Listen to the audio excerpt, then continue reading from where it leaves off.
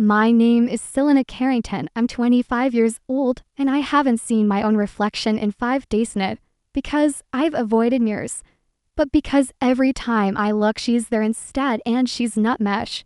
Watches me through the mirror, moves half a second too late, and smiles. When I cry, it started after I brought home a piece of vintage stained birch glass from an estate sale, a decorative mirror that came with no reflection. Only a warning, no, she's getting closer, and every time I blink, she's learning how to become massive scribe-like. And sure, if you've ever stared too long into a mirror and felt it stare back, this story is written and edited by Dark Lifeside Diaries. It was a rainy Thursday afternoon when I stepped into the antique store tucked between the closed post office and a crumbling bookshop downtown, the kind of shop that smells like what would old secrets and forgotten regrets.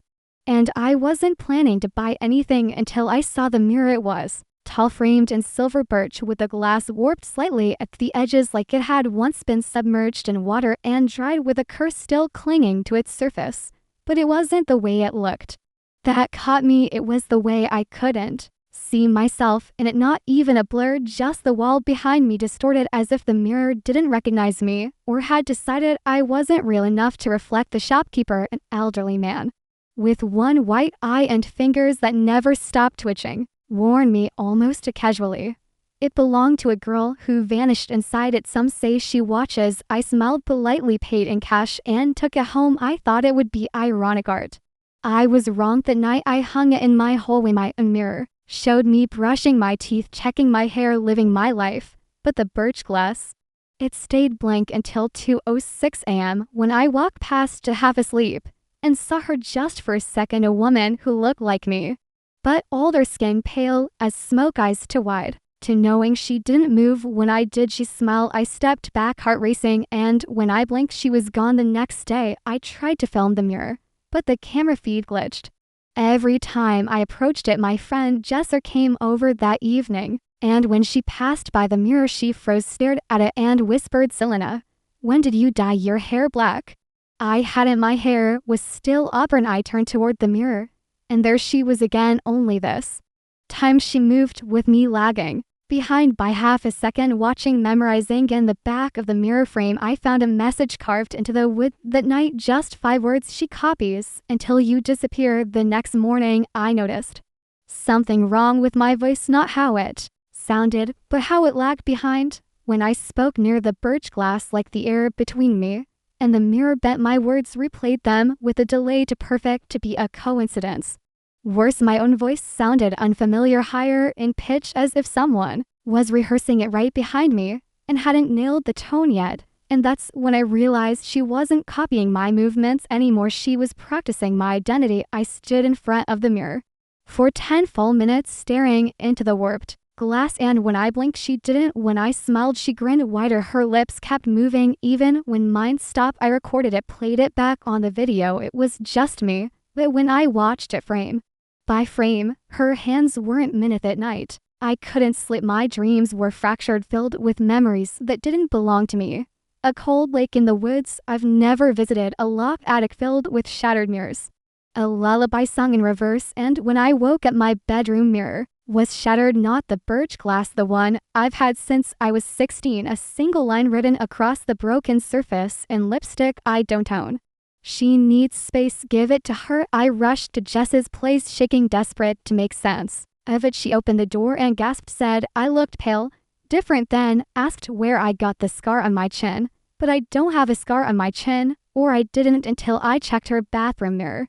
And there it was, a thin, clean line stitched into my skin like it had always been there. When I confronted her about the mirror, she backed away and said, "Selena, what's going on with your reflection?"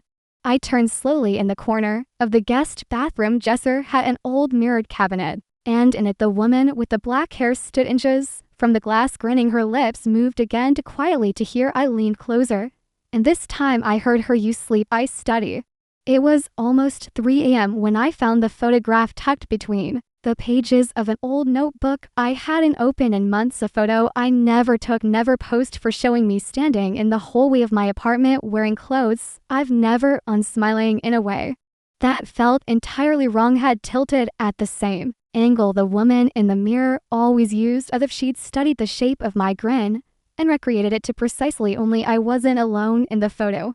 Behind me, half out of focus, stood a blurred figure in black with eyes that caught the light, just enough to burn like static, and written on the back of the photo in perfect cursive.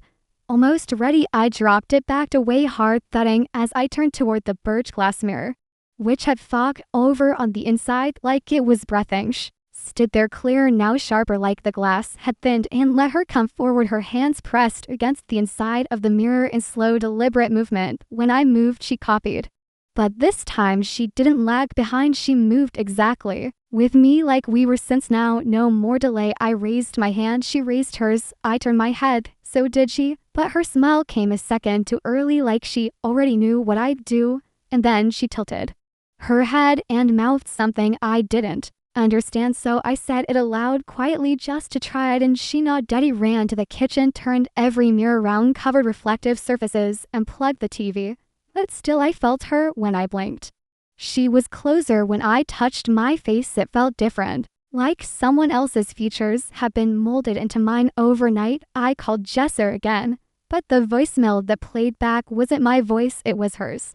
The woman in the glass, calm, confident cylinder, can't come to the phone right now. She's not entirely herself. That's when I knew she's not trapped in the mirror anymore. She's living in my life's delay. The seconds I waste, the thoughts I discard, the moments I forget, and she's almost caught up. I went back to the antique shop, desperate, sleep deprived, shaking. But it was gone, boarded up overnight like it had never existed, and in its place was a wall of yellowed newspaper clippings stapled to plywood, weather-worn, but untouched by time. And as I scanned them, one headline burned into my brain: local girl found dead in mirror room. Body missing. The girl's name was Geneva Locke, age 25, last seen in 1966 after purchasing a decorative Birch glass mirror from a Shutter D estate in Tennessee. The article described how she'd become obsessed with her reflection in the weeks before she vanished, scribbling strange notes in her journals like she's learning my laugh, and I'm starting to blink. Second, I found a photo of her tucked behind a torn article, and my blood froze. She looked just like me, or I looked like her, slight differences. But the eyes, the smile, it was like we shared a mold. My hands trembled as I flipped the clipping over and found a quote from her diary scrawled in faded ink.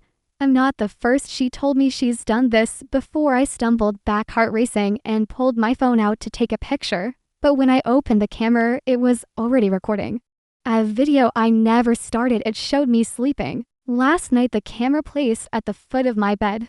But I live alone. I paused it, zoomed in the corner of the frame. Standing completely still was a figure, long black hair, pale skin, head tilted, watching, studying. When I skipped to the final frame, the woman looked straight into the lens and smiled back at home. The Birch glass mirror had changed again. This time it showed a room behind her, not my hallway, but an empty white space filled with other mirrors, and in each one a version of me. Eyes wide, mouths open mid-scream, hands pressed against glass from the inside. Some bled, some were cracked. One had her throat stitched shut with thread. The woman, Geneva, or whatever she had become, reached out again. Her fingers touched the inside of the mirror, and the surface rippled like water disturbed by breath's mouth. Something new. She let me out. Now you must take her place. And this time, I understood every word. I woke up this morning to a text from my boss asking if I was feeling better. Apparently, I'd called out sick yesterday, except I never made that call, never missed work. And when I checked my call history, there it was, a 3-minute voicemail. I never recorded my voice, soft and calm, explaining how I needed time to rest. But it wasn't just the words that disturbed me, was the tone, the phrasing, the way she paused exactly where I wouldn't. Like someone playing the part of me with a script. And as I listened again, I heard something in the background, a faint rhythmic tapping like fingernails against glass. I tried to brush it off, but things kept slipping.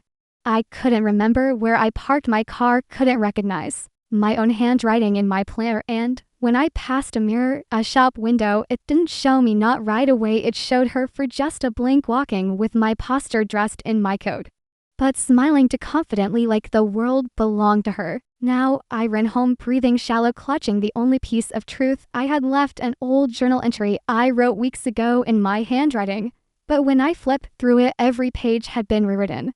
The ink was the same, the words not quite and in. The margins, red pen had added notes I didn't write, corrections, improvements. Like she was editing Meliter. That night Jessa called, confused and distant. She said she ran into me at the grocery store. Said I smiled at her, waved, and walked away. Like I didn't recognize her. I hadn't left the apartment all day. I asked if she was sure her silence lasted too long. Then she whispered, your hair was black. Selena, my phone buzzed with a voicemail notification before she could say anything else. Another recording, this time my voice singing. I don't sing, but it was in my pitch and my accent, a lullaby I've never learned, the same one from my dreams. He looked into the Birch glass mirror one more time, and she was standing closer than ever, forehead pressed to the inside, mouthing my name over and over like a password she'd finally memorized. The light around her dimmed. My reflection began to fade, blur at the edges, and I suddenly felt something sharp behind my eyes, like a needle threading through forgotten memories, sewing them shut. I screamed, grabbed my phone, opened my photo app, desperate to find proof of who I was, but every picture of me, every selfie, every group photo had already changed it. It wasn't me anymore, it was Harry. Found a forum buried in an old ghost hunting thread deep enough in the internet that it felt like trespassing just to scroll, and hidden in the replies someone named GL had written out a ritual called the reverse reflection, claiming it could sever the bond between the mirror and the mimic before the final overwrite. But the warning was clear: if you perform it too late, it only makes her stronger. I gathered everything. It asked for black salt, a silver coin, a candle made of ash wax, and a mirror not tied to her. And at 3:33 a.m. I stood in my dark apartment repeating the incantation with trembling lips, watching the birch glass ripple like wind over water. And for a moment I thought it was working. Her image flickered, faded, her smile faltered. But then something cracked behind the glass, a long vertical split like a spine being snapped open, and she didn't retreat. She stepped forward, her hands pressed against the inside like she was leaning through a veil of thick fog, and her voice echoed from the walls around me, not from the mirror. You invited me, Selena. I didn't need to break, and you opened the door. The candle blew out. My reflection vanished completely, not warped, not distorted, gone. And suddenly I was cold, not like wind or temperature cold, like something inside me had been replaced with hollow, like my name had been unplugged from my body. I tried to scream, but the sound came from behind me. I turned, and there she was, standing in my hallway, not inside the mirror, in my world. Her skin pale and perfect, her hair black and heavy. She looked at me the way you look at something you already own. I backed away, stumbled, whispered her name, Geneva, and she smiled wider than I ever could and said, you don't get to name me anymore. In that moment, I felt the shift. My memories slipped sideways, my thoughts moved slower. I reached for my phone to call Jessa, but I had no contacts, no race. NT calls, no photos. I had never owned this phone. I had never lived here. Because now, she had. I turned to the mirror in the hallway, heart pounding, and for the first time in days, I saw my reflection, but it wasn't my, was her staring back from inside the glass. Well, I stood in the real world, feeling like the ghost. For the last 2 days, I've been walking through my own life like a trespass of the people I know flinch when I speak. My reflection appears only when I'm not looking, and every time I blink I lose something. The name of a childhood pet, the smell of my grandmother's house, the lyrics to my favorite song gone like threads, snipped one by one. And now Geneva lives in the details, answering texts I never saw, finishing sentences I never started, living inside my shadow with a confidence I never had. And still, I refused to let her have the last blink. So last night, I stood in front of the birch glass for what I knew would be the final time. I didn't speak, I didn't scream. I mirrored her every motion, every breath, every blink. And when I finally matched her perfectly, her smile faltered. She looked unsure, vulnerable. And that's when I leaned and put my hand on the glass and whispered, switch. And just like that, we did. It wasn't smooth. It wasn't clean. It was jagged, like two souls tearing apart at the same seam, like static exploding behind the eyes, like screaming through molasses. When I woke up, I was inside the mirror again, dizzy, weightless, unfinished, but I could feel her confusion outside. I had left her in a body that still glitched, a memory map filled with holes she couldn't hold. It. She screamed, slammed mirrors, begged me to undo it. But I didn't. I watched and then I waited because now I know the truth. She was never the first. He wasn't the first. Birch glass chews, it watches, it waits, and when it finds a cell cracked enough to echo, it offers her a choice, and someone always says yes. He still don't know who I was before, but I know who I am now, and this time, I'm the one who gets to walk away. Thank you for joining the woman in the birch glass. What if the reflection isn't broken? What if it's just haunted by its past lives? Subscribe, like, and share if you've ever stared too long into your own eyes and wondered which one of you would blink first. This story is written and edited by Dark Life Side Diaries.